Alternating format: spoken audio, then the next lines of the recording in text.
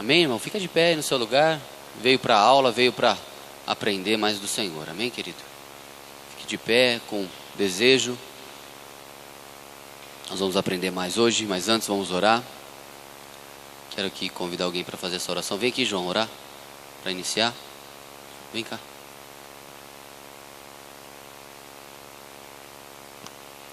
Senhor, meu Deus e meu Pai, te agradecemos por estar aqui, Senhor, na Tua presença, na Tua igreja, podendo, Senhor, aprender um pouco mais a Tua palavra. Nos dê o ensinamento, entendimento, inteligência da Tua palavra. Abre o nosso coração, abre a nossa mente, para que podemos receber, Senhor, de bom grado, Senhor, a Tua palavra. E que a gente poder colocar em prática, Senhor, no dia a dia, para que podemos andar no caminho da Tua retidão, da Tua justiça. É isso que nós te pedimos e agradecemos. Amém. Amém? Senta aí então. Nós vamos falar mais um pouco desse tema, marcas da igreja relevante. Nós aprendemos um pouco semana passada. A primeira parte foi semana passada, a profeta Ana Maria que ministrou. E hoje nós vamos dar continuidade a esse tema tão relevante que é ter marcas. A igreja precisa ter marcas relevantes em seu caráter, em sua atuação, no seu modo de agir. Então, nós vamos recapitular o que foi ministrado na semana passada. Eu vou fazer uma aula bem sucinta e rápida, então preste atenção. Redobrada. E vamos lá. Passa para mim, por favor. Semana passada foi abordado esses temas, foram 5 temas abordados e eu vou passar rapidamente, que você já ouviu, já foi ministrado, já aprendeu. Então, o primeiro dos temas da semana passada foi o tema, a marca relevante do serviço. O serviço tem que ser um serviço relevante, tem que ser um serviço que atinge as pessoas. Então, tem que ter a qualificação de um servo, que é uma característica, o desempenho de um bom serviço, motivação e harmonia funcional, física e espiritual. Então, tudo tem que estar saudavelmente harmônico para que seja um serviço bem elaborado e bem concretizado. Amém? Vamos passar rapidinho para a gente ganhar tempo. Pregação. Então, a convicção pelo Espírito Santo do que será colocado pelas Escrituras. Movimentação do sobrenatural através da palavra. A Bíblia diz em Romanos 1,16 que, se eu não me engano é Romanos 1,16, que aprove a Deus salvar os crentes pela pregação do Evangelho. Se eu não me engano é esse versículo, depois se eu estiver errado me desculpa. Mas é pela pregação do Evangelho que Jesus, que Deus Todo-Poderoso, Ele escolheu salvar as pessoas. Você foi atingido pela pregação. Então, a pessoa que ela está incumbida de trazer uma mensagem de Deus, ela tem que estar trazendo literalmente e falando literalmente uma mensagem do eterno. Não pode ser uma mensagem carnal, uma mensagem vazia. Ela tem que ser uma mensagem egocêntrica ou uma mensagem parcial. Ela tem que trazer, pela convicção do Espírito Santo, aquilo que o Espírito quer dizer sobre as Escrituras. Amém? E Timóteo diz que o Paulo dizendo para Timóteo, lá no livro de Timóteo, acho que é 1 Timóteo 3,16, vai falar que as Escrituras são divinamente inspiradas por Deus. Então, você está com a profecia na sua mão, a profecia escrita por Deus através de vida de homens, você tem na sua mão, você tem como uma arma a palavra de Deus e você pode ter a convicção estudando que a Bíblia também diz, Jesus dizendo que o Espírito Santo, nosso professor, o nosso conselheiro, ele nos faria lembrar de tudo que tivemos ouvido e lido. Aleluia? Sabe disso? Jesus diz isso. Jesus deixou o Espírito Santo para que a gente tenha um professor, para que a gente saiba o que fazer, saiba o que falar.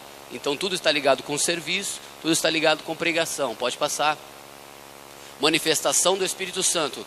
Quer ter um ministério, uma igreja, uma porta aberta que se diz igreja, ela tem que ter a manifestação do Espírito Santo. Senão, não adianta. Porque quem convence o homem do pecado, da justiça e do juízo é o Espírito de Deus. E a manifestação de poder do Espírito Santo é como Paulo falava: eu não vos falei com sabedoria humana, não escolhi pregar para vocês com sabedoria humana, mas com demonstrações de sinais e poderes pelo Espírito.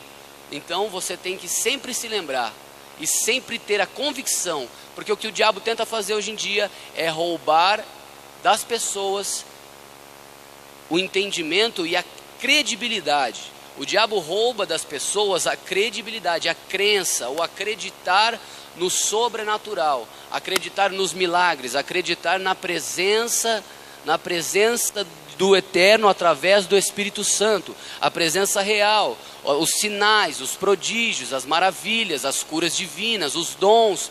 Então o que o diabo faz neste tempo é igual ele diz, o apóstolo Paulo fala que Satanás, o diabo, cegou o entendimento daqueles que são incrédulos. Então a incredulidade faz você ser cego para o sobrenatural de Deus. Amém?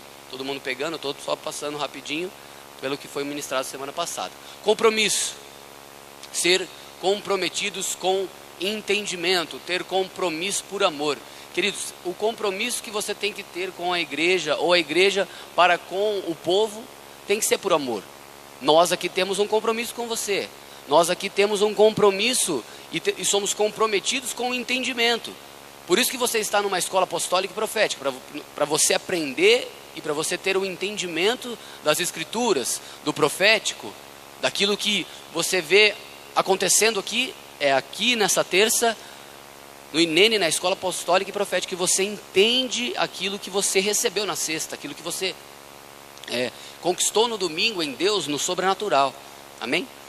Então, nosso compromisso é esse, um compromisso por amor. Pode passar. A oração é coisa, é o princípio, é o primórdio, é aquilo que é primeiro para você. Você precisa ter a oração com Deus e vice-versa. Deus quer falar com você e nós precisamos incentivar. Por isso que nós temos aqui a torre 24/7, para que você ore, para que a igreja se mova em oração, para que a igreja tenha um alinhamento, como está dizendo ali, um movimento profético pela oração e intercessão. Se você for pegar a Bíblia do começo ao fim, você vai ver profetas, servos, ministros, adoradores, sempre entoando orações em forma de adoração, intercessão, em forma de clamor a Deus, da Bíblia de Gênesis a Apocalipse. É um princípio, só se vai até Deus com oração. Jesus ensinou a oração do Pai Nosso, Jesus se retirava para orar, só se vai a Deus com oração. E uma igreja que não tem oração, não tem essa marca, não ora, não intercede, ela não tem uma relevância. Imagina uma igreja que não ora. Você já conheceu pessoas que não têm interesse por oração?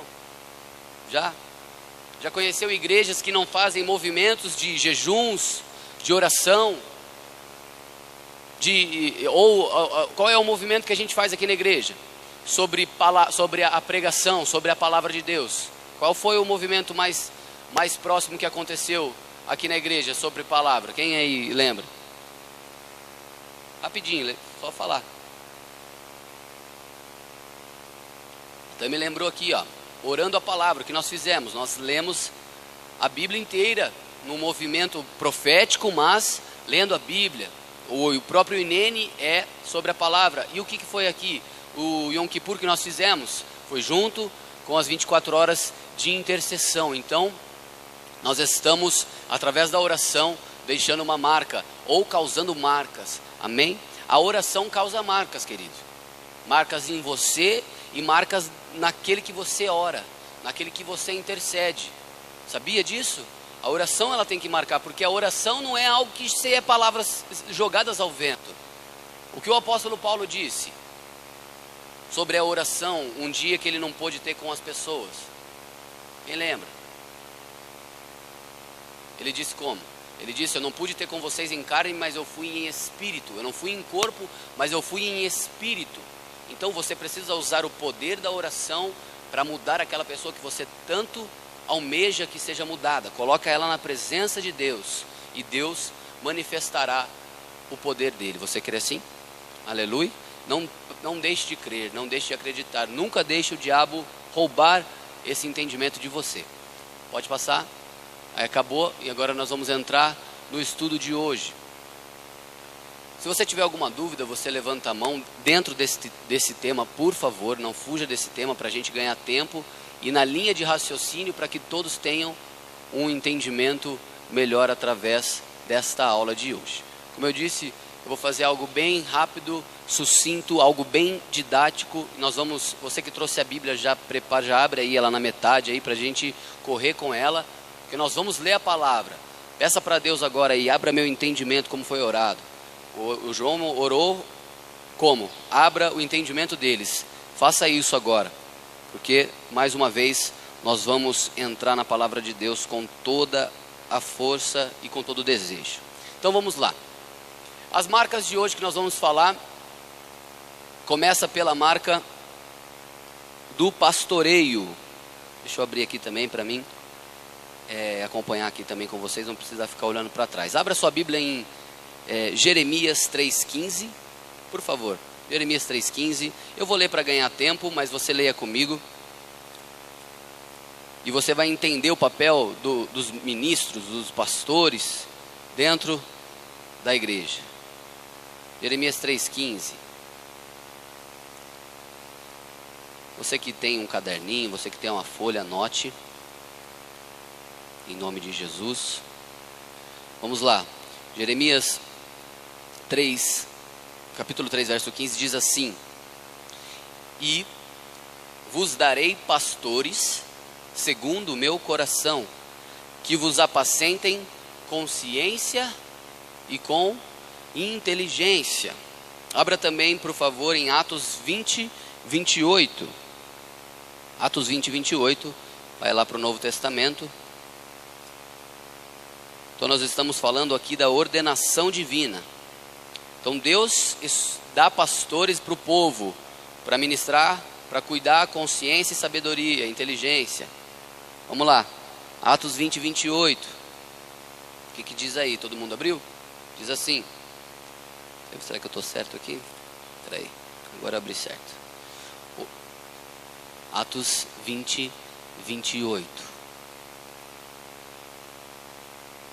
Aleluia, diz assim: Olhai, pois, por vós e por todo o rebanho sobre que o Espírito Santo vos constituiu bispos. Bispos nada mais é do que pastores, pastor de pastores, para apacentardes a igreja de Deus que ele resgatou com seu próprio sangue. Então para que servem os pastores, os bispos? Para cuidar da igreja de Deus que quem? Jesus conquistou com o quê? Foi com grito, irmão? Foi com dinheiro que Jesus conquistou? Foi com sangue. É por isso que nós pastores ficamos em cima de vocês. Imagina se você vivesse abandonado aí, sem nenhum cuidado, sem a gente pegar no pé, sem a gente ministrar coisas que você precisa mudar. Como é que seria? Pensa um minutinho aí, como é que seria? Se você não tivesse uma pessoa que com ciência e com inteligência ministrasse a você. Pensa um pouquinho. Se você estivesse numa igreja que não tem essa marca relevante de um grupo de ministros, de bispos, de pastores, que não tem essa ciência, essa inteligência, esse apacentar, esse cuidado com a igreja de Deus. Imagina só. Então tudo que nós estamos vendo aqui nessas marcas está tudo interligado. Aleluia, você acabou de ler. Faz um favor para mim. Marca Atos 20 com esse fiozinho aqui da sua Bíblia. Deixa marcado Atos 20, se você conseguir, porque nós vamos voltar em Atos 20 pelo menos umas 5 vezes ao decorrer desta aula. Então nós estamos nesse subtítulo aqui, ordenação divina. Você está vendo à luz da palavra que Deus separou pastores para cuidar da igreja. A igreja que foi conquistada, a igreja que foi, como a palavra está dizendo aqui, que Deus, a igreja de Deus, que ele resgatou com o seu próprio sangue. Então, se Jesus resgatou a igreja dele com o seu próprio sangue, e sangue nos lembra do quê? Sangue nos lembra? Cruz. Cruz nos lembra? Sacrifício. Sacrifício nos lembra? Sacrifício nos lembra? Renúncia? Como? Oferta? Não entendi. Perdão? Não, não é isso. Hã? Amor? Você falou amor também? Não. Sim, tem isso tudo sim, com certeza sim. Mas a cruz nos lembra do sangue, mas para ter sangue, dor. E para ter dor foi marcas. Então, todos nós temos marcas também. Para a gente ser relevante no mundo, para a gente ser luz no mundo, nós temos que ter o quê? Marcas. Não é verdade? Se você parar para pensar um pouquinho, você tem marca em você, não tem? Não tem? Você não tem alguma coisa que você lembra que ficou uma cicatriz e que toda vez que você olha para aquela cicatriz você fala, poxa, essa experiência doeu, mas valeu a pena. Valeu a pena porque hoje eu posso testemunhar que eu sou uma nova pessoa, que eu sou um vencedor nesta área. Não é verdade? Sim ou não? Sim. Uma pessoa que deixa o vício, ela vai sempre falar, olha, você é viciado? Eu já fui. Então a pessoa ela tem uma marca, olha, eu tenho essa marca. Ou uma pessoa que sofre um acidente e ela sobrevive, fica uma cicatriz de fato. Ela fala, olha, eu sou um milagre, eu conheci pessoas assim. Ou outros infinitos testemunhos. Pessoas, seja qualquer marca, eu tenho a marca de perder algo muito valioso, perder um ente querido e eu consegui permanecer. Ou exemplos infinitos. Por exemplo, eu tenho a marca de ter usado drogas, por exemplo. Então se eu encontrar com um drogado, eu falo, cara, essa vida aí que você está, eu já saí. Eu tenho um acesso, uma autoridade neste assunto. Não que todos nós não podemos ter, porque pelo nome de Jesus, nós temos toda a autoridade. Deus nos confiou a autoridade. Mas pensa na marca que foi te dada. Pensa na marca que a vida com Deus, porque a vida com Deus é marcas, são marcas. Amém? Todo mundo conseguiu compreender? Então, nós acabamos de ver aqui que Deus tem uma marca nele. Qual é a marca? Qual é a marca que Jesus tem? A cruz. Mas quando ele se apresenta para Tomé, ele mostra as mãos. Mais do que isso, o que ele faz? O lado. Ele pede para Timóteo, para Tomé tocar o lado dele. Então, ele tem marcas. E nós precisamos. A marca dele é relevante ou não? Oxi, lógico que é. É tremendamente relevante, mudou toda a história. Aleluia. Se você está aqui é porque a marca dele gerou em você algo poderoso. E nós temos essa ordenação divina de sermos pastores, de sermos bispos. Como Efésios 4:11, que está marcado ali, não precisa abrir, que ele constituiu apóstolos, profetas, evangelistas, pastores e mestres. Ele constituiu essas classes para ser ministros sobre a igreja. Apóstolos, pastores, evangelistas, profetas e mestres. São 5. Amém, querido? Então, é uma ordenação divina. Deus constituiu homens para estar sobre a terra e para pastorear o povo. Amém? Então, se você é ovelha deste ministério, é filho deste ministério, fique feliz, porque nós trabalhamos duro para ver a tua vida transformada, a tua casa transformada, servindo ao Senhor. Você pode ter certeza que nós somos pastores segundo o coração de Deus e por isso zelamos muito. Amém? Abra comigo, nós vamos ler agora sobre o exemplo do pastoreio. E esse versículo eu gosto muito. Eu gosto de puxar a orelha com esses versículos aqui que eu coloquei em exemplo. Abre lá para mim, todos nós, Hebreus capítulo 13, verso 7. E também Hebreus 13, 17. Abre lá. Hebreus 13, 7 e depois o 17. Vamos lá, vamos lá. Você tem que marcar esse versículo aí, viu? Marca bem marcadinho. Escreve bem escrito. Vamos lá, posso ler? Diz assim, Hebreus 13, 7. Lembrai-vos dos o quê? Dos seus líderes. Quem está diferente? Vossos guias. Ó, Bel está com líderes, Fernando está com guias, pastores, guia, entendeu? Como é que o seu está aí? É guia, líderes e pastores. Guia, líderes e pastores. Ou mentores. Tá dando certo aí? Guia, líderes e pastores. Vamos continuar? Diz assim, vamos lá continuando. 13:7. Lembrai-vos dos vossos pastores que vos falaram a palavra de Deus, a fé dos quais imitai. Como é que está aí na sua Bíblia, Fernando? Como é que está aí? Está imitai também? A fé das quais imitai. O senhor também está assim, Bel? Tá? A fé das quais imitai, atentando para a sua maneira de viver. Olha que profundo isso. Você tem que estar num ministério onde você olha para o altar e você vê exemplos, e você vê pessoas que têm características, como aquele versículo, mexe aí para mim, depois aqui, que nem aquele versículo de 1 Coríntios 11:1, depois a gente vai abrir, mas 1 Coríntios 11:1, está um pouco apagado a tela, dá uma mexidinha aí, para ver se volta. Não abre ainda, nós já vamos abrir, mas 1 Coríntios 11:1 vai falar que sede meus imitadores. Paulo está dizendo, sejam os meus imitadores, como eu também sou de Cristo.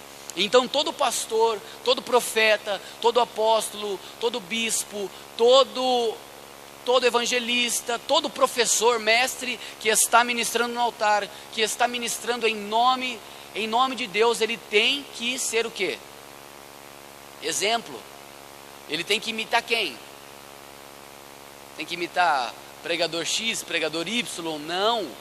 Ele tem que imitar Jesus. Ele tem que ser o exemplo de Cristo Jesus. Então Paulo diz, me imite, como eu imito Jesus, como eu imito Cristo. E quem imita Cristo é simples, é manso, é humilde, é amoroso. Aleluia. Quem imita Cristo pega a sua cruz todo dia, renuncia todo dia a vida deste mundo para ser luz nessas trevas deste mundo. Então, leia comigo também. Alguém tem alguma pergunta para fazer sobre isso que a gente está falando? Se tiver, levanta a mão rapidinho. Não? Está todo mundo entendendo? Quer que eu vou mais devagar? Está todo mundo legal aí? Então beleza. Vamos ler Hebreus 13:17, mesmo capítulo 17. Esse versículo aqui também eu gosto muito. Aleluia. Diz assim, está todo mundo em Hebreus, né? Diz assim, obedecei a vossos pastores e sujeitai-vos a eles. Irmão, não é que a gente quer que você seja escravo, não. A Bíblia não está dizendo para você ser escravo. A Bíblia está dizendo para você se sujeitar. E se sujeitar é você ter a humildade de querer aprender, de querer ter conselho. Se sujeitar é você estar debaixo de um envio, que é o envio do seu pastor, o envio do apóstolo. É você estar em comum acordo com aquilo que ele está ministrando. Então, se ele falar uma palavra para você, uma mensagem, ou numa conversa ele trazer uma palavra de aconselhamento para você, você tem que estar sujeito a cumprir com aquela palavra. Aleluia. Como a gente leu no verso 7, os pastores velam pelas vossas almas. E aqui no 17 está dizendo que nós precisamos obedecer aos pastores e nos sujeitar a eles, porque eles velam por nossa alma. Olha o que diz agora na parte segunda deste versículo 17. Para que o façam com o quê? Tá alegria aqui. Como é que está na sua Bíblia? Para que o façam como? Como está aí? Alegria? Para que o façam com alegria e não gemendo. Quem geme está com o que, irmão? Está com dor? Sei que os irmãos falam com dor de barriga, né? Quem geme está com muita dor. Você já gemeu de dor, irmão? Agora imagina você fazendo um pastor gemer. Imagina, gemer de dor. Tem muitas pessoas, não estou falando daqui especificamente, mas a gente vê muitas pessoas que frustram pastores, que machucam pastores, que traem pastores. O número de pastores que a gente conhece que tem frustrações com pessoas, com ovelhas, das quais eles passam madrugadas acordados, orando, intercedendo, ou até mesmo passam lutas com familiares dessas famílias. Irmão, pastor passa de tudo, sinceramente. Mas o pastor, ele está preparado para isso. Só que imagina, uma pessoa que responde ao pastoreio, ao cuidado de um pastor, o pastor vai falar: poxa, legal, vamos embora. Vamos embora, eu estou padecendo aqui por você, estou padecendo essas lutas, mas você está frutificando, você está crescendo, então o meu trabalho está, para mim está tudo bem. Agora, já imagina você dar um trabalho tamanho a um pastor, ao apóstolo, ou aos líderes, que eles gemem de dor, gemem de tristeza, como a palavra está dizendo, para que o façam com alegria e não gemendo, porque isso não vos seria útil. Aleluia. Vocês conseguiram entender esse versículo? Você precisa ter esse versículo em você, ter essa convicção desse versículo, porque a sua vida tem que dar a nós alegria. Alegria qual? Alegria de eu olhar e ver: poxa, ela está respondendo ao que eu estou ministrando, ela está respondendo ao que estamos ensinando, ela está se sujeitando. Se sujeitar é você olha essa expressão, você se colocar debaixo da palavra do seu líder. Sujeitar é isso. Ele está frutificando, ele está respondendo. Então o pastor, assim, ele fica alegre. Ele fala: poxa, ela é obediente, ele é obediente, então eu me alegro por isso. Todos entenderam? Amém? Então eu já falei 1 Coríntios 11. Vamos ganhar tempo então. Então vamos para o exercício. Voltando aqui, alguém tem uma pergunta? Levante a mão e fale. Não? Então voltando lá onde você marcou, Atos 20, 31, para a gente ler. Vamos lá.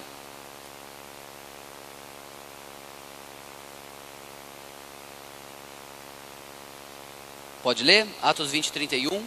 Diz assim: portanto, vigiai, lembrando-vos de que durante 3 anos, olha Paulo dizendo para essa igreja: durante 3 anos não cessei noite e dia de o que? Admoestar. Admoestar é aconselhar, é cuidar. Admoestar com lágrimas a cada um de vós. Entende? Então, é a mesma coisa, não? Vigiai, se lembra daquilo que a gente faz por vocês, daquilo que a gente manda para vocês como palavra, daquilo que a gente tem com vocês como cuidado. Lembrem-se sempre daquilo que nós fazemos por vocês. Aleluia. Porque muitas vezes, irmão, muitas vezes não, a maioria das vezes não é fácil. Vou ser sincero para vocês. Eu preparei um outro slide aqui sobre perseguição e você vai entender um pouco mais. Perseguição sobre você e também sobre nós. Então, ordenação divina, os pastores, os líderes são ordenados divinamente. Deus ordenou. Todo mundo entendeu isso? Ah, mas pastor, tem um monte de pilantra salafrário aí fazendo coisa errada aí com a igreja. Quem vai dar conta com Deus não é a gente. Quem vai dar conta com Deus é Ele que está fazendo coisas em nome de Deus. E a Bíblia diz: ai daquele que acrescentar um tio, uma vírgula à palavra de Deus. Ai daquele, o juízo será pior para ele do que para Sodoma e Gomorra. Então, querido, deixa nas mãos de Deus as pessoas que têm feito um trabalho que não expressa, não imita Cristo. Todo mundo pegando aí? Amém? Então, prestando atenção. Exemplo, você viu aí, nós devemos ser exemplo tanto de pastores, porque os pastores velam por vocês, e vocês têm que também fazer com alegria, os pastores serem alegres pela sua posição. E o exercício é, sempre lembrando do que os pastores vos fazem, em nome de Jesus. Vamos ler o que está escrito aqui embaixo? Ó, a saúde espiritual da igreja depende da mutualidade de seus membros. A liderança tem o papel de ser modelo do rebanho, mas não de exercer sozinha o pastoreio. Vou explicar para você. Tem que ser, a saúde espiritual da igreja depende da mutualidade. O que é mutualidade? É quando eu faço o meu papel, mas você faz o seu papel também. Entendeu? Eu faço o meu papel de pastor, eu cuido, eu oro, eu ensino, eu ensino, eu oro, eu intercedo, eu aconselho, mas você se submete. Você é obediente, você acredita, você não maldiz, você confia. Por quê? Por que você confia? Por que você confia numa pessoa, irmão? Por que você confia num pastor? Tem muita gente que pode falar isso para você, você não precisa de pastor. Tem muita gente aí fora que prega, você não precisa de pastor. Muita gente, muitas pessoas. Mas por que você confia em um pastor? Nós acabamos de falar no outro slide aqui. Por quê? Nós acabamos de falar que 1 Coríntios 11 eu citei. Por quê? Porque aquele pastor, aquele líder, ele é um exemplo, ele imita Cristo. E você pode imitar. Então, o pastor é pastor e você é ovelha. E ovelha boa, tá bom? Ovelha que dá alegria. Ok? Combinado? Pode passar então. Estou tentando correr, mas irmão, não está dando certo. Se você tem alguma dúvida sobre isso, sobre pastoreio, levante a mão para mim ver. Quer colocar alguma coisa? Tá ficando claro? Coloquei coisa bem simples para você entender, porque tem muita coisa para falar. Só que dentro desse tema, as marcas, tem que ser falado algo mais focal. Tá todo mundo pegando então? De verdade? Tô vendo que a pessoa tá ficando com sono, cansado. Dá uma acordada aí, irmão, faz um exercício aí. Rapidinho a gente vai terminar rápido, mas você precisa aprender. Aleluia. Vamos lá falar de perseguição então. Todo mundo comigo?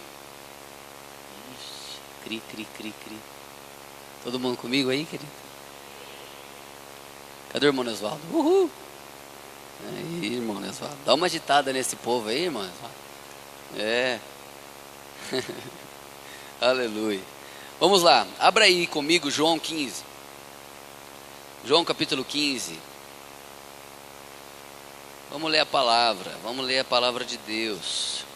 E aí a gente vai falando em cima da palavra. João 15, verso 18 diz assim. Estamos falando agora sobre perseguição. Vamos falar sobre um fato. Sobre o que é fato, o que é verdade, o que é real. João 15, verso 18 diz assim: se o mundo vos aborrece, sabei que primeiro do que a vós me aborreceu a mim. Se vós fosseis do mundo, o mundo amaria o que era seu, mas porque não sois do mundo, antes eu vos escolhi do mundo, por isso é que o mundo vos aborrece. Então, você sendo esse crente bonitinho que você é, com esse cabelo espetado, igual o Felipe aqui, ó. Isso aí não.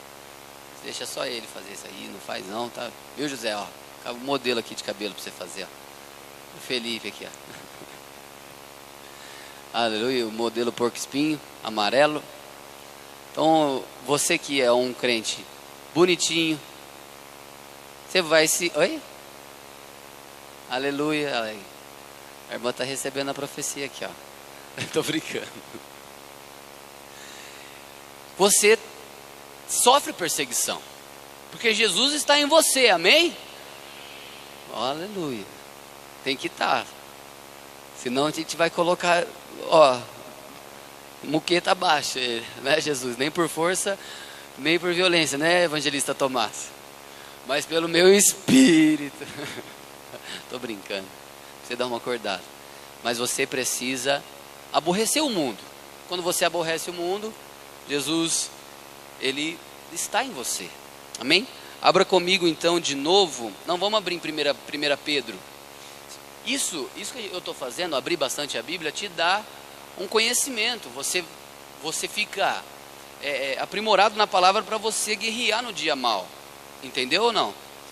Você fica munido de armamento para você lutar contra os capeta no dia a dia. Você ficar esmorecido lá, ficar triste porque está sendo perseguido. Você vai abrir nesse versículo que a gente está abrindo agora, 1 Pedro 5, 8 e 9. Abre lá. 1 Pedro é lá no final da Bíblia. Apocalipse, volta um pouquinho. Se você está com a Bíblia, papel aí, livro, tem que estar no celular, é mais fácil, né? Aprende a manusear a palavra de Deus. Vamos lá, todo mundo achou aí? 1 Pedro 5, 8. O que diz aí? Isso aí você já ouviu, né? 1 milhão de vezes. Mas e aí, você sabe disso? Vamos lá. Sede sóbrios, vigiai, porque o diabo vosso adversário... Ele é seu parceiro? Não. Porque o diabo vosso adversário anda em derredor, bramando como um gatinho, bramando como um cordeiro manso, bramando como um leão, buscando a quem possa tragar. Verso 9. Ao qual resisti firmes na fé, sabendo que as mesmas aflições se cumprem entre os vossos irmãos no mundo. Você não é o coitadinho, você não é o único que sofre, você não é o único que é afligido pelas lutas deste mundo. Lembre, o adversário, o inimigo, o diabo, os demônios estão ao derredor. Eles só esperam uma brecha para te atingir. Mas saiba que o leão de Judá, ele te protege. É assim que deve ser. Jesus, o Espírito Santo, ele te protege ao redor. Aleluia. Salmo 91 diz que os anjos... Salmo 91 não, estou errado. Mas o Salmo diz que os anjos acampam ao redor dos justos e o quê? Os livram. Aleluia. Acredita nisso? Você acha que as coisas... Um carro não bate em você... Ou você acha que a pessoa que está te perseguindo, está te maldizendo? Os anjos estão com você. A presença do Espírito Santo está com você. E saiba que você não é a única pessoa que sofre. Porque você é de Jesus, o mundo te aborrece. O mundo tenta te aborrecer. Ou você já não foi pro shopping e a pessoa te olhou feio. Ou você não foi trabalhar, primeira vez no serviço e a pessoa olhou para você e já não gostou de você. Ou qualquer outra situação. Ou você já não foi para certo lugar fazer uma coisa e não deu certo porque as pessoas não fizeram dar certo. Ei, você é luz. E onde você chega, as trevas tentam impedir alguma coisa. Não é verdade? Então, diga sempre uma coisa: eu estou debaixo do Espírito de Deus. E o Espírito do mundo não vai me atingir. A perseguição, ela pode até te amedrontar, pode até te atingir em parte, mas ela não pode te destruir. Ela não pode te fazer prostrar, cair, desistir. Aleluia. A perseguição, ela tem que ser... Você tem que você tem que ver a perseguição, entender que você está sendo... não é rodeado, mas demônios estão ao seu derredor tentando atingir você, atingir a sua casa, atingir você. Só que isso é uma marca de que você está agradando a Deus. Aleluia. Isso é uma marca de que você está no caminho certo. A dificuldade, a perseguição te mostra que você está fazendo a coisa certa. Mas, poxa, é difícil isso. Mas calma, pode ser difícil agora, mas você vai ter mais força através das lutas que você vai galgando. Amém? Então sempre esteja atento. O que a Bíblia diz aqui que a gente leu? Sede sóbrios, esteja sempre atento, sóbrios, entendendo as coisas, e vigiai, vigilantes, olhando, entendendo as coisas, entendendo o que está acontecendo, sobrevindo contra você. Você tem que entender, você tem que olhar e falar: isso aí é do capeta que está fazendo. Entendeu? Isso aí é o demônio, é o capiroto, é o chifrudo que está fazendo. Aleluia.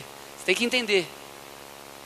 E, como a gente leu também aqui, aplicar a oração. Aleluia. Salmos 34. Salmo 34, depois você marca aí para você ler sobre os anjos que andam, que estão ao redor dos justos e os livram. É exatamente isso, né? Aleluia. Vamos lá, Hebreus 13, 6. Esse versículo aqui você vai gostar de ler comigo. Hebreus 13, 6. Nós vamos falar sobre defesa. Então a perseguição é um fato.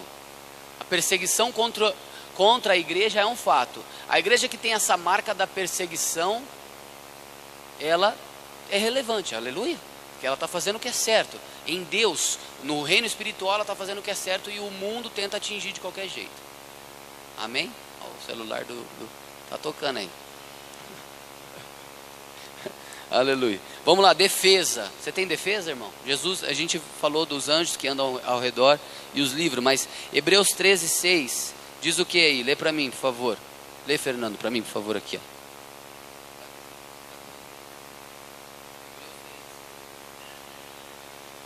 De modo que com plena confiança digamos, o Senhor é quem me ajuda, não temerei. Que me fará o homem? Entendeu? O que você entendeu então? Esse versículo era para você estar, aleluia, glória a Deus. Era para você estar feliz da vida aí com essa verdade que você acabou de ler. Vamos lá. Daí para mim, que agora eu não estou achando aqui. Ó, o que diz aqui. De modo que com plena confiança digamos, o Senhor é quem me ajuda, não temerei o que me fará o homem. Ou o homem mal intencionado. O homem mal intencionado, ele está regido por quem? Pelo santo Deus? Claro que não. Pelos demônios. Quem que vai te ajudar? É o Senhor é quem me ajuda. Você não precisa temer o que o mundo está impondo para você. Você não precisa temer as coisas que estão sobrevindo sobre você. Porque Deus te ajuda. Deus te auxilia. A Bíblia diz, o salmista diz que o Senhor é socorro. Como? Socorro bem presente em qual hora? Na hora da angústia. O Senhor é um socorro bem presente na hora da adversidade, da angústia. Deus é o seu auxiliador. É Ele que te ajuda. Aleluia. Então se você está sendo perseguido, se essa igreja, o Evangelho de Poder tem essa marca da perseguição, é porque nós estamos fazendo algo relevante, algo importante. Se existem perseguidores, existe um trabalho sendo feito na sua vida espiritual tremendo. E você precisa entender isso. Porque você fica cansado, porque você fica com sono muitas vezes na palavra, porque você fica muitas vezes doente, ou porque te sobrevêm danos. Ei, muitas dessas coisas são perseguições de demônios ou perseguições de homens mal intencionados. Só que chega uma hora que as coisas vêm para ensinar a gente, aleluia. Tem coisas que Deus permite para acontecer para nos ensinar. Porém, saiba, se você está sendo perseguido, Deus está contigo. O mundo está se impondo contra você, mas quem está contigo não é nada mais e nada menos que o leão da tribo de Judá. Aleluia. Aquele que o rugido é maior do que os outros. Amém ou não amém? Crê nisso? Então amém. Então vamos ler aqui o que eu escrevi aqui embaixo. A perseguição é o quê? É uma consequência. Olha só que forte isso. A perseguição é uma consequência do quê? Da ação da igreja. Então se a igreja fica quietinha, não mexe com os capeta, não faz libertação, não ora, não é um bom pastoreio, não intercede, não ministra com o Espírito Santo e com poder, ela vai incomodar o inferno? Com certeza não. Com certeza não. Por isso que você vê hoje as diferenças das igrejas. Igrejas que têm marcas de perseguição. Nós aqui temos marcas de perseguição muito fortes. Perseguição de... como é que fala? Fugiu o nome. Mas de... Como é que fala com uma pessoa que fica te afrontando? Afronta de morte. Afronta de morte. Afronta de espancamento. Pessoas que nos... Tem uma palavra, me fugiu a palavra da cabeça. Como é que é? Não é não. Ameaça. Tem ou não tem, irmão? Me força, vocês não me ajudam. Você só fica olhando assim para mim, né? Vai sair a palavra, vai sair. Fala, né? Ô, fugiu, tô falando que deu um branco, você fica assim, sai a palavra logo. Eu aqui aflito, querendo que a palavra saia. Quem que me ajudou ali? Foi a irmã Zé. Aleluia. Foi a irmã Zé? Não, foi o Jonathan. Ameaça. A irmã Zé falou humilhação também, irmã Zé. Ameaça de morte, ameaça de todo quanto é tipo, querido. Fora as humilhação, né Zé? Mas enfim, a perseguição é uma consequência da ação da igreja. Não devemos desejar ser perseguidos, mas temos que obrigatoriamente nos preparar para ela. Aleluia. Não adianta você vir aqui na cesta profética e falar, sai capeta, sai demônio, tira a mão disso, tira a mão daquilo. Aí você chega na tal situação e o capeta faz para você. Você tem que se preparar para a perseguição. Você tem que se preparar para o dia mau, para você responder com o quê? Você não ficou aqui pegando a unção de Deus para lutar? Na sexta, no domingo. Aí chega na segunda, o capeta vem com chifrudo assim, né, para você, né? Cheguei. Você tem que falar, chegou? Então, pum, toma na lata. Claro, irmão, sabendo, tendo ciência de que você não está brincando de ser crente. Ninguém brinca de ser crente, você tem que ter vida no altar, para você combater com as trevas. Aleluia. E a Bíblia diz que naquele dia nós teremos surpresas, aquele que acha que vai e não vai. Entende? Então, existem coisas que nós vemos acontecer, não somente no catolicismo, não somente na igreja evangélica, não somente em todas as religiões vividas. Você vê que as pessoas fazem coisas que atraem as trevas. Então, tudo que não é ligado à essência do evangelho, à adoração que Jesus veio prestar e instituir, está errado. Aleluia. E isso dá legalidade a quem? A demônios. Aleluia. Entendeu? Amém. Então vamos passar aqui. Nós entendemos que a perseguição é uma consequência da ação da igreja. Amém? Alguém falou alguma coisa aí? Não? E vamos entrar então no último não. Agora é o próximo aí, a doação. Põe aí para mim. Doação. Ou seja, abre aí o exercício que nós temos que fazer. Você que está próximo de Atos aí, abre aí Atos 20, 32 ao 35. Atos 20.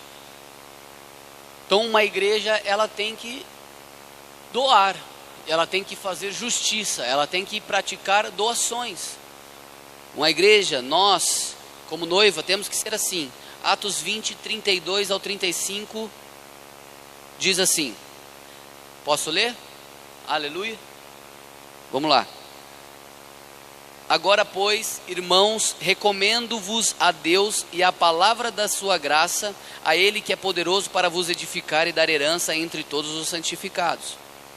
33. De ninguém cobicei prata, nem o ouro, nem a veste. Vós mesmos sabeis que para o que era necessário a mim e aos que estão comigo, estas mãos me serviram. Tenho-vos mostrado em tudo que trabalhando assim é necessário auxiliar os enfermos e recordar as palavras do Senhor Jesus que disse, mas bem-aventurada coisa é dar do que receber. Aleluia. Então, eu vou trazer mais para frente algo sobre Provérbios, mas Provérbios capítulo 1 tem uma palavra em hebraico que eu não me lembro, que diz que uma das coisas você tem que praticar para você ter sabedoria é praticar a justiça. Tem uma palavra lá que é ligada com o Tzedakah, que para você ser sábio e ter o governo da sua vida na sabedoria, você tem que também praticar a Tzedakah, a justiça, a doação. Você tem que doar. Amém? Por isso que a gente trabalha com a oferta de justiça, a doação aqui, as esmolas, como a palavra de Deus também diz. A esmola nada mais é do que a tzedakah que a gente fala, que em hebraico significa justiça. É você praticar justiça. Se eu estou vendo meu irmão aqui na frente sem uma camiseta, eu vou pegar uma camiseta e vou dar para ele. Por quê? Porque do mesmo jeito que eu estou vestido, eu quero que ele esteja vestido. Aleluia. Se ele não tem pão na casa dele, e eu sei, eu tenho que pôr o pão. eu tenho que praticar justiça. Se ele não tem comida, eu tenho que praticar justiça. Aleluia. Tem uma coisa que eu tenho comigo, toda vez me pedem dinheiro. As pessoas me pedem dinheiro na rua, eu falo, dinheiro eu não dou. Mas está com fome? Está precisando de alguma coisa? Eu vou lá e compro. Não tô me vangloriando não, irmão. Deus sabe que eu erro também quando eu sou omisso. Porque às vezes a gente julga as pessoas. Mas a gente precisa servir as pessoas mais. Aleluia. Toda vez que uma pessoa vem para mim e me pede comida, eu lembro. Tive fome e não me deste de comer. Tive fome e não me deste de comer. É claro que na doação você tem que trabalhar o quê? Você tem que trabalhar com o discernimento. Você tem que olhar para a pessoa e falar assim, ela está mentindo. Ela está falando a verdade. Você não pode julgar. A pessoa pode estar um maltrapilho. Pode estar um maltrapilho. E você fala assim, você olha para ela e fala assim, é um vagabundo. Mas não, às vezes a pessoa não tem nada para comer, querido. Tem nada.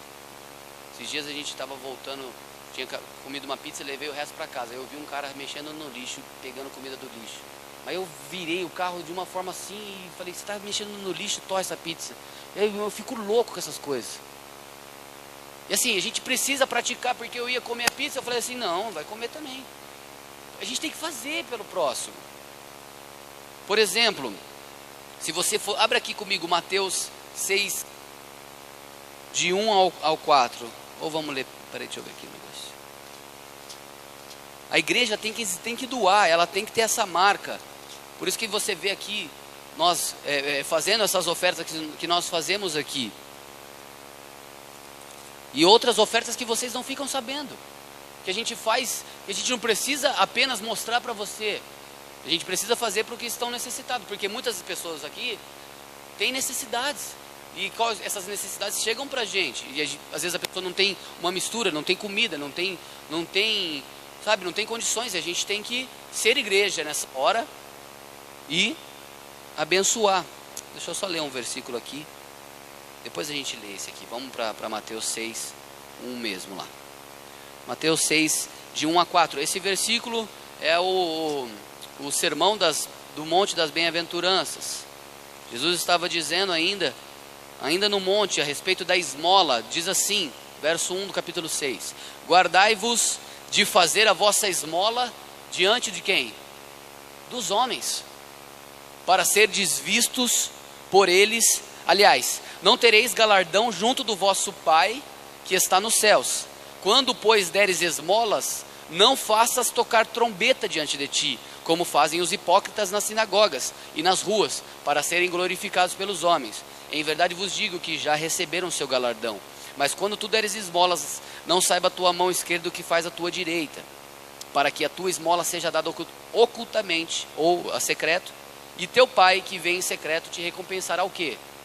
Publicamente. O que você faz em secreto, o que ninguém vê, a esmola, a ajuda, a doação, que ninguém vê você fazendo, que você foi humilde o suficiente para não querer fazer, olha, eu estou fazendo isso, sabe assim? É claro, irmão, que para testemunho e para efeito espiritual, muitas vezes a gente faz aqui oferta de cordeiro. A oferta de cordeiro é uma outra oferta, nós estamos falando de esmola, nós estamos falando de tzedakah, de oferta de justiça.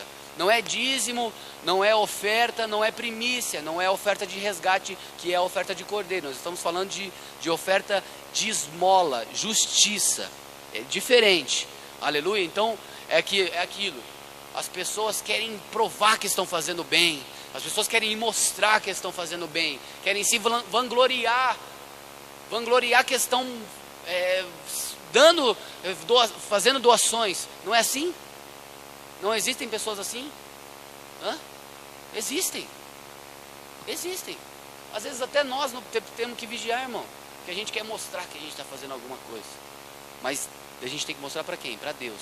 Porque se a gente mostra para os homens, o nosso galardão, nós não vamos receber de Deus, nós vamos receber dos homens. Diga, aquele que sabe fazer o bem e não faz, comete pecado. Então, nós precisamos fazer o bem, não podemos nos cansar de fazer o bem. Aleluia? E isso implica em doação. É claro, irmão, você não vai doar tudo que você tem. Mas Deus coloca situações e Deus fala com você nas coisas que você tem que doar. Da forma que você tem que doar. Da forma que você faz justiça às pessoas. Aleluia. Abra comigo, por favor, em Atos 9:36, para a gente fechar o exercício da doação. Atos 9:36. Eu só vou mostrar para você o testemunho dessa pessoa que eu acho que muitos aqui não devem conhecer. Só vou ler esse versículo para você ver como as pessoas veem, como essa pessoa ficou vista na palavra de Deus. Atos 9:36 diz assim: e havia em Jope uma discípula chamada Tabita, que traduzido se diz Dorcas. Esta estava cheia de boas obras e esmolas que fazia. Ela estava cheia de obras boas e esmolas que ela fazia.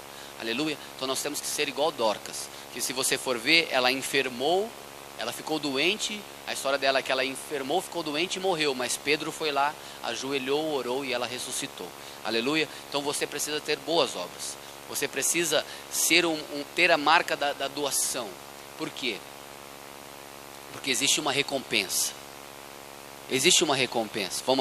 A gente leu lá que em secreto a gente faz, mas aonde a gente vai ser recompensado?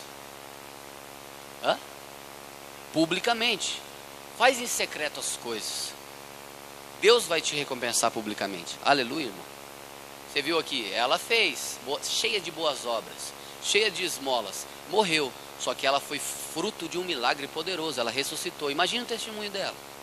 Amém, irmão? Imagina, você morre e ressuscita. Meu apóstolo ficou 3 dias na UTI. Por que Deus trouxe ele de volta? Porque ele tinha boas obras. Porque ele tinha esmolas.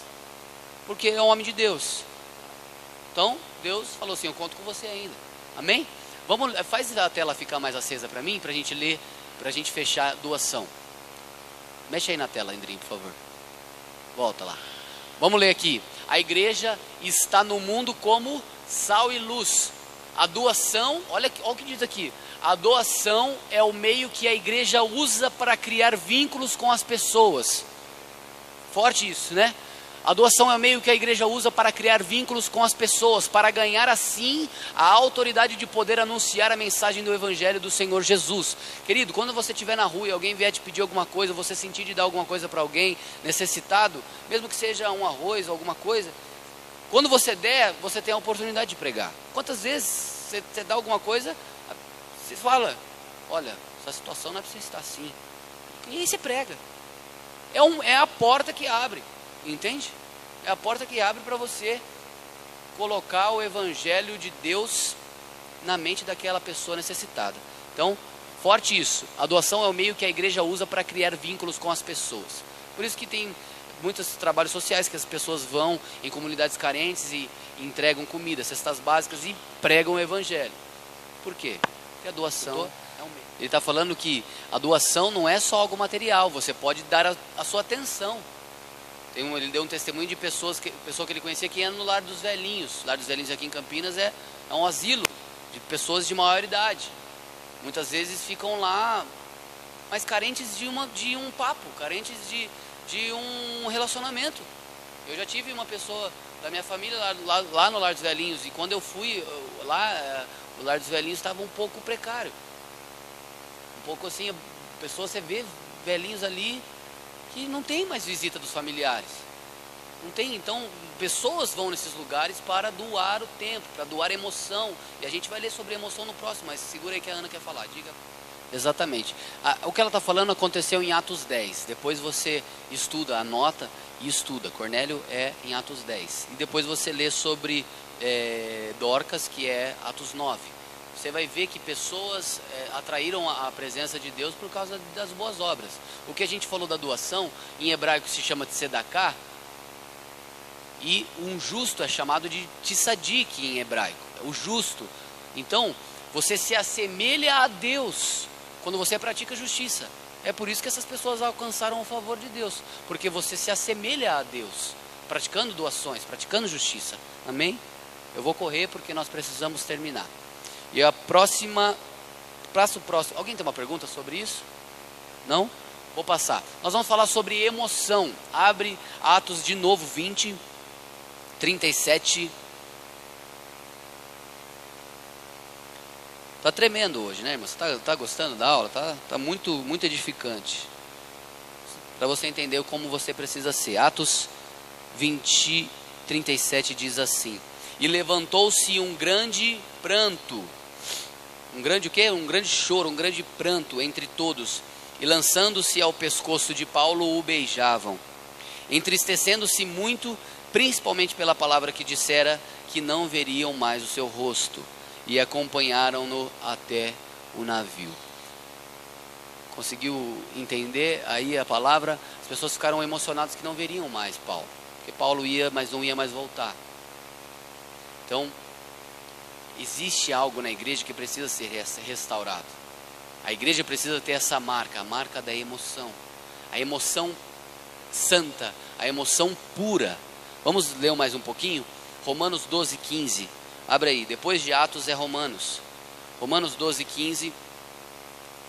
Isso é uma coisa que você precisa prestar bastante atenção sobre emoção, porque é uma coisa que o diabo luta e usa bastante dentro da igreja. Romanos capítulo 12, verso 15. Será que é isso mesmo? Deixa eu ver. É isso mesmo. Diz assim: alegrai-vos com os que se alegram e chorai com os que choram. Vamos ler mais um versículo, Hebreus 13:1. Hebreus 13:1 diz assim: sede o vosso amor um amor fraternal. Depois você também anota que você tem que meditar em Hebreus 13, porque Hebreus 13 vai dizer sobre os mandamentos da vida cristã. E diz assim: permaneça a caridade fraternal, ou que? O amor de família. Então você precisa ter um amor puro. E o que está aqui em negrito? João 15:12 vai dizer: este é o meu mandamento, amai-vos uns aos outros como eu vos amo. Você tem que amar as pessoas como Jesus ama. Sabe, às vezes eu vou ler esse texto daqui a pouco, para a gente ir para o final, mas às vezes você vê aqui na igreja uma emoção mentirosa. Vamos ler esse texto aqui então.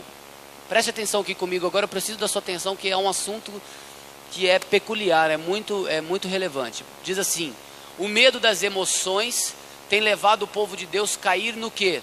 No extremo da religiosidade. Há uma aparência de emoção. Às vezes há até um teatro em cima das emoções.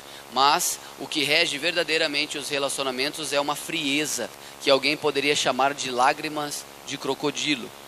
Liturgia, que é o sinônimo de vida, tem se tornado muitas vezes uma forma de se domar as emoções. Emoção não pode ser causa, mas também não pode deixar de ser efeito. E é um assunto que precisa ser tratado, porque você vê igrejas religiosas hoje, igrejas evangélicas, a religiosidade ela mascara, a liturgia mascara. Nós precisamos nos amar, irmão.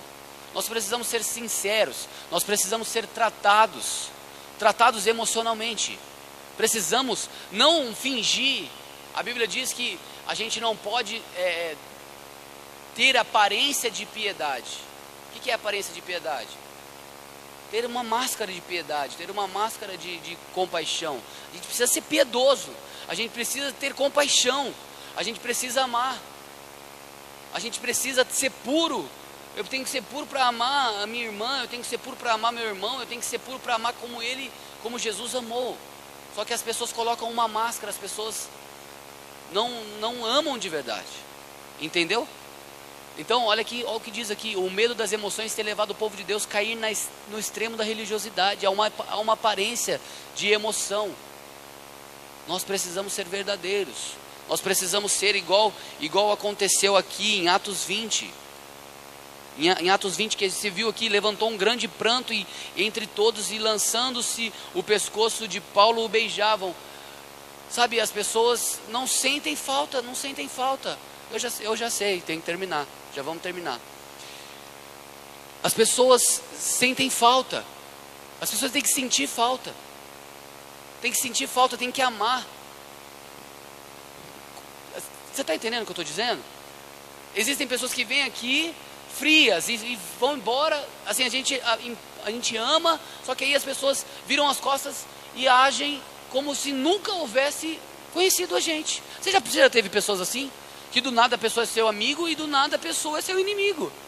Existe esse extremo da religiosidade, que as pessoas não conseguem ser verdadeiras, as pessoas não conseguem deixar ser tratadas na emoção. Quem aqui já passou por isso, irmão? Só que uma igreja verdadeira vai sentir sua falta. Por que a gente vai atrás de você quando você não vem? Por que a gente vai atrás de você quando você se ausenta? Por que a gente vai atrás de você quando você está com problemas e você não quer saber da gente? Por quê? Porque a gente é bisbilhoteiro? Porque a gente sente falta de vocês, porque a gente ama vocês. E é isso que uma igreja é. Uma igreja relevante ama. Uma igreja relevante pega o seu problema que você não está conseguindo e ela entra com uma admoestação. Está entendendo o que eu estou dizendo, irmão? Está entendendo mesmo? Você precisa entender que essa marca é uma marca relevante e você precisa ser tratado por Deus nisso. Aleluia. A gente precisa se compadecer das pessoas, da vulnerabilidade das pessoas e vice-versa. Amém? Todo mundo está entendendo o que eu estou dizendo? Tá mesmo?